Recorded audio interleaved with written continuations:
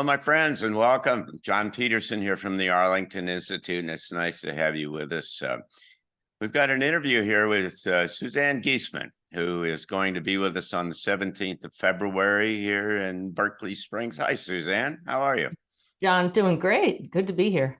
Yeah, we're really looking forward to having you here for Transition Talks. It's always fun to have folks like yourself come in from all over the country, the world in some cases, to talk to our group that gathers here in Berkeley Springs, and then also by live stream. And so it ends up being an interesting and extended kind of group. So some of our folks might not be familiar with you. So tell us briefly a little bit about your background, if you will.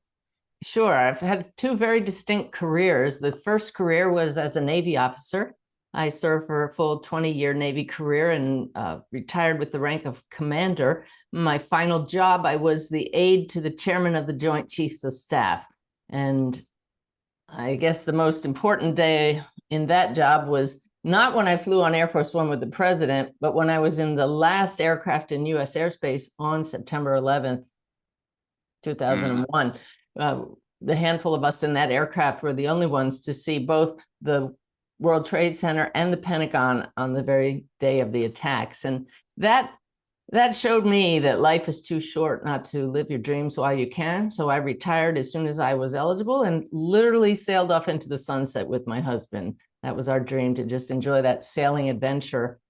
And so where did you sail, by the way? Oh, well, we went up and down the coast for all the way to Newfoundland, down to the Bahamas 2 years in a row till I really knew that I could handle just about anything. And then we headed east across the Atlantic Ocean. Oh, wow. Yeah, that's fun. That's something I'd like to do sometime.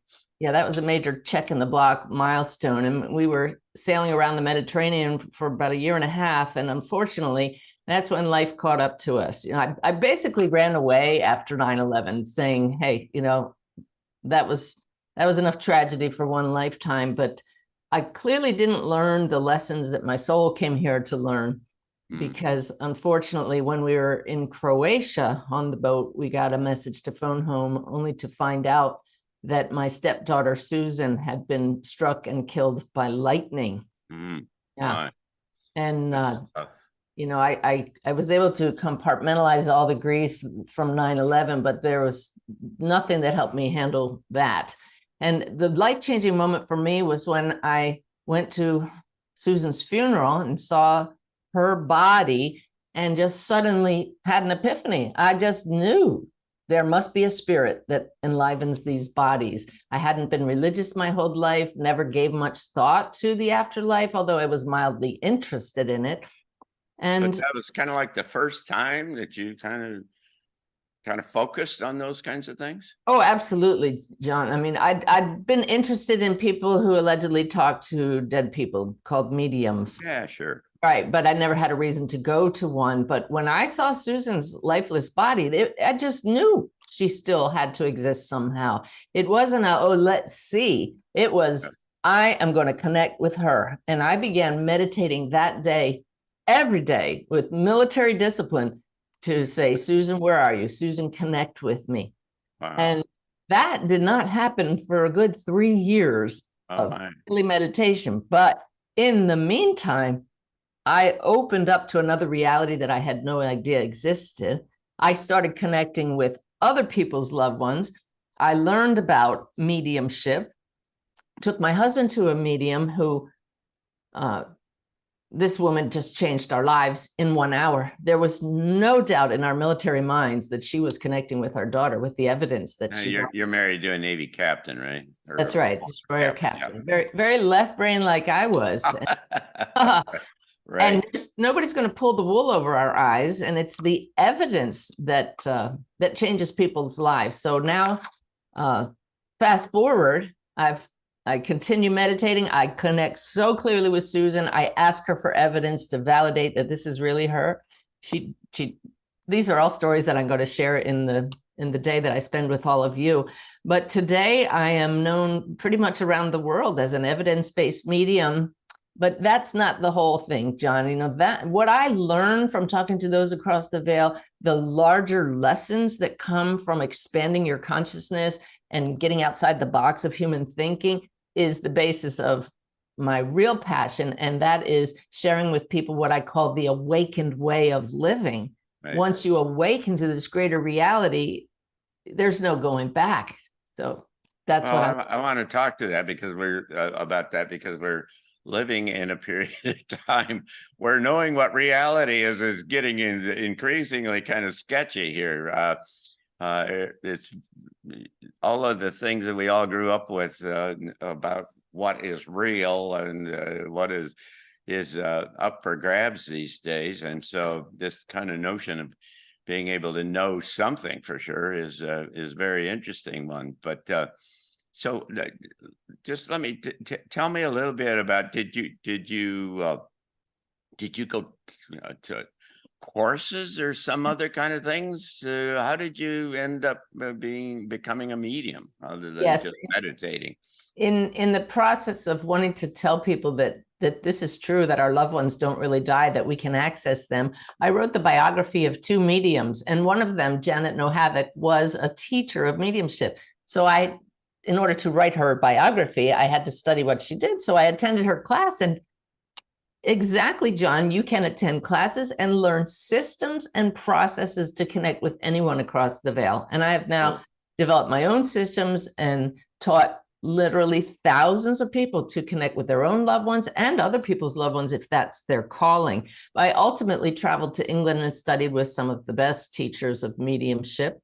And it's truly stunning how there is intelligence outside of the body in the form of loved ones and higher beings who are here and ready to help us. And they will cooperate with us because they are intelligent, creative, and loving. So how will they help us in the middle of the world blowing up around us? So, Goodness. To show us who we really are, that we are so much more than these bodies experiencing the world up around us. That's the bottom line. Their wisdom, their guidance, their help to show us that we're not alone, and that until we shift out of these stories that we're so embroiled in and think that this is the only reality, we're just going to keep repeating history and may eventually blow ourselves up. But there is hope, definitely hope. And that's how do they engage with us? Is this one of those things? I've got this image from any number of other sources saying that a lot of these kind of angelic sources sit out there with their arms folded, waiting for us to kind of ask for them to help us. What's the process? How does that work? Well, that's what I'm going to teach you through actual understanding of who they are. It's a secret. You're not going to tell us. The secret's out. Yeah, I'd like you to just think of like TV channels that we know are just right here. There are signals and frequencies all around us, but we need to just shift the channel to access different sources of information. So these angels, if you want to call them that, or higher beings, even our loved ones who have passed, are not in some reality that's far off. Theirs interpenetrates our own, and we simply need to learn how to shift our focus and change our state of consciousness, and they're right here. They'll step in and help us, and they do so all the time, putting their thoughts in our mind so that we think every one of our thoughts is our own, but it's part of a shared reality.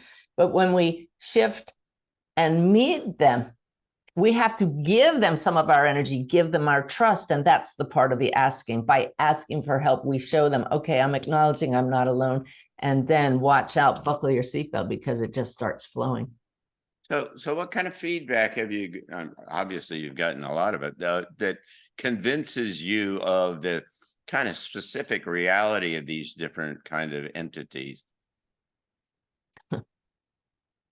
I could tell you stories for a long time and not end the stories. And every one of them has to be laced with what I call NOEs, no other explanation moments, that this greater reality is real. And that's why I draw a lot of people to me who are very highly educated, mostly professional audience, because they look at my background and they say, there's something in me in them that really knows there must be something more, but I don't want people to think I'm crazy or look down at me. And they say, well, if this woman can talk with such confidence, I want to learn too. And I bring in these stories that even a skeptic would be hard pressed to tear apart because they're just so full of validations. But as far as skepticism, I don't even take on skeptics. I just put the evidence out there and let people decide for themselves and then go get their own evidence for themselves. This is all about teaching everybody you can do this too. So is this primarily kind of audible, or is it visual, or how does it work? It's a whole combination of just experiencing beyond the physical senses. You can close your eyes or not, but suddenly see images that have meaning, pull the thread on that image. Why am I seeing this? Hear very clear guidance, have a feeling and sensation, and then simply just knowing that this is the path to follow. Always helpful, always healing. Anything that's scary or frightening is just coming from the human stuff. Well, this is particularly timely, as I've suggested, in terms of the uncertainty and chaos and growing kind of uncertainty that's coming downstream. There's all kinds of predictions, really substantive suggestions that the system is just coming unraveled in to make way, I would suggest, for the emergence of a new world. But it's kind of getting through that process of all this uncertainty. And what you're talking about is a methodology and approach that allows you, in the middle of great chaos, to be able to have, a good direction and a sense of who we are and where we're going. That's it in a nutshell, John, because once you start tapping into the greater reality and learn methods, you can just immediately drop into a state of peace, a state of knowing that ultimately all is well, even when chaos is reigning around you. You can find hope that's founded on this underlying foundation and not some Pollyanna vision of a world. This world is definitely going through chaos, but that's actually a good thing. We have to break down old structures so that we can build new ones. And when we build them from a place of knowing that all is already whole, all is connected at a deeper level, then we build something that's much more foundational and won't fall apart in the future. Yeah, well, this is part of the emergence of a new human, is what we talk about it here, is a new human in a new world. And I believe that it's literally the evolutionary jump for the species. Some will make it and some won't. And so it's going to be an interesting kind of period of time going forward. Tell us a bit more about, I'm sorry, I'm interested in your Navy background a little bit, because I was a Navy commander as well. What did you do in the Navy? Well, I joined, John, before most women were allowed on ships. So I served my entire career ashore, but I was always very detailed, very organized, and that served me well because I did get to have a command tour of a shore unit. I was commanding officer of a shore unit. I was chosen to be a special assistant to the Chief of Naval Operations, the whole head of the Navy. Oh, really? Yeah, yeah. Who was the CNO then? That was Admiral Mike Borda, who, did not have a way to see beyond his story and ultimately took his own life. So yeah, I knew him. Yeah, I had no tools that I have now to deal with all of those things at all. In the Navy, as you may recall, our whole tool of dealing with adversity was suck it up, right? Yeah, I know. Yeah. So, well, you've made the point with your husband as well, is that coming out of the Navy, and my background is engineering. I was an electrical engineer. And so you get this very structured kind of system, and you believe what they told you, and it kind of works because that's the way how you get through and do all of the kind of things that you're supposed to do. Even the most kind of dangerous kinds of things are all based upon some kind of history. But this is going into a whole different kind of understanding and a different sense of what the world is about. Give us a sense of what your kind of worldview is and how this all works.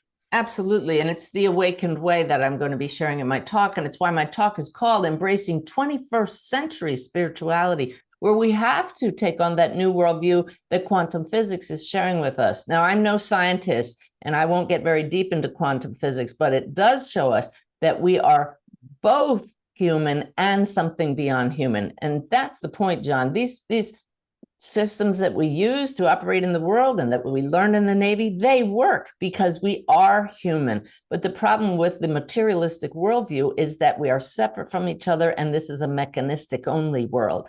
But the both and mindset shows us we can be mechanistic and also realize that there is a deeper level of reality beneath the structure of the material world that unites us all. And it's a world of potential. And it's a world that has consciousness as its foundation, not the material world, that this world is a projection. So when we learn how to access the deeper states of consciousness, the world's our oyster. Everything is potentiality. And so we learn to harness that. And the world I'm living now is my world. My life is a reflection of what happens when we step outside of the box. I set the goal years ago. I am reaching millions with the messages of hope. That to me seemed like a ridiculous goal. How am I going to do that? But it was my calling to show people there's so much more. And John, my YouTube views now are just a few 100,000 short of 10 million views.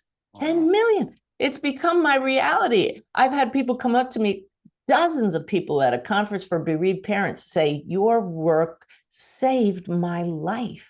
That's The great. people that were ready to get off the planet because they were hopeless. They thought they were alone. They thought that death is the end. My work takes away the fear of death. It shows us we're not only human.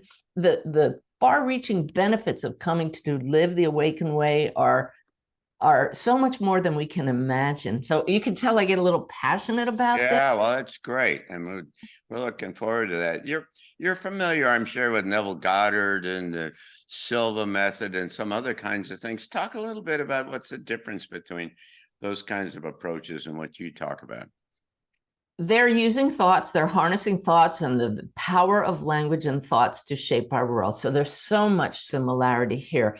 I just take it a step further by having us practice practices that put this into our everyday life in practical ways. I teach the 3 E's of the Awakened Way, which is going to be what we're focusing on throughout the day we share together at the Arlington Institute, by showing you educate yourself about the greater reality, but then experience it for yourself, and then engage higher consciousness yourself. So I invite people to have the experiences that they may have only read about and heard about, but to actually have that experience is life-changing. Well, that's really pretty wonderful because I'm quite familiar with both Silva and with Neville Goddard and so in any of a number of these kind of approaches. And they're these kinds of things like you go to the secret movie and then you go home and there's no kind of how do you continue this and how do you integrate this stuff into your life on a practical level. And that's, it seems to me, kind of the keystone to this kind of transition to this new human is you have to become someone new. And that's not just an intellectual, it's certainly at one level, it's got to start with intellectual kind of, I suppose if you had some catastrophic, you get struck by lightning and you lived and you changed your life, I suppose it'd happen. Certainly there are people who have had those kinds of experiences, but for most of us, it starts kind of intellectually and you got to make it kind of make sense and then you integrate it into and make it. And so this is really going to be fun and going to be interesting. It is, because I have very simple practices that you can integrate into your daily life and little by little make these changes. Some people have breakthroughs. Some people just say, hey, this is working for me. My life is starting to change. I'll keep doing this. And that's all it takes is a bit of commitment and following new ways of doing things. And then your life changes and you look back and you say, I'm not going back that way again. Well, give us a big picture of how you think. How would you describe how reality works? Oh, my goodness. The basic little question like that. But it basically is the 3 principles of the Awakened Way: to understand you're not only human, you're part of one big web connecting all that is. And there is a creative, loving force that unites it all. We can give that many names. But when we have the belief that there is something more, and we set intentions to access more than what is currently available to us, we start to notice that we are getting results. So how reality works is we must interact with it and realize there's more to it than our physical senses. It's a new way of being, a new way of acting, and that's why I call it the awakened way. You stop, you pause, you shift your consciousness for a moment, and you ask, what is the best choice to make in this moment? What is the next step to make? And you're not just wondering, you're literally asking a field of awareness that you're trusting is here, and you start to be guided in ways that you don't even realize you're being guided, but life gets better. It flows. You stop hitting walls. You know what the next step is, and whether you attribute that to an actual being or to being the field itself, it works. It works with physically, right? Helps you be healthy. In all ways, healthier, emotionally more fit, spiritually, mentally, all aspects of our being, abundantly. You talked about The Secret, and everybody, they preyed on the human desire to have more money and have more success. That's wonderful. That may be a side benefit of this, but you learn that when the abundance comes, you could get rid of all of it and still be happy, still be content. Does this mean that you attend this one-day workshop and then suddenly you're happy all the time? No, we all still have our challenges, but we see them from a higher perspective, and we have tools to deal with them to find peace no matter what. That's great. We're a futurist shop here, and we try to think kind of systematically about where the world's going and where humanity's going and things. What's a new human look like to you 10 years from now or 15 years from now? There's something in our DNA that knows that we have evolved, that we can continue to evolve. The new human, kids are coming in now already more intuitive. So we're relying not only on our physical senses, but we're using a whole brain state, using that right brain, the more flowing intuitive aspect of us to get the big picture. We're more united in our awareness. We're more understanding of others. We realize that we don't all have to think the same way, but that each of us has something to contribute to the whole. It's a very hopeful state, and one in which we're flowing together instead of acting as individual separate objects who are butting heads all the time. Well, your approach, or as you've described so far, is about manifestation. Are there other kind of characteristics of this new human that you might be aware of or that you've heard of? I want to say, I'll tell you what I've run into, at least, is that the idea is that this new human, when you get into this space, that you're going to be able to see auras, and you're going to be able to immediately identify how somebody feeling and whether they're telling the truth, and some information about okay, well, that's the intuitive side we were talking about, and that's all of us opening up to the fact that the information that all of us have in our field right now is readily available to others. Those across the veil, they can't hide anything from each other without the body, without this barrier of the flesh here in the brain acting as a filter. We know each other's thoughts. We communicate without words. That is what you're talking about. And that's what's coming for all of us when we learn to simply shift our consciousness, even when we're in a body.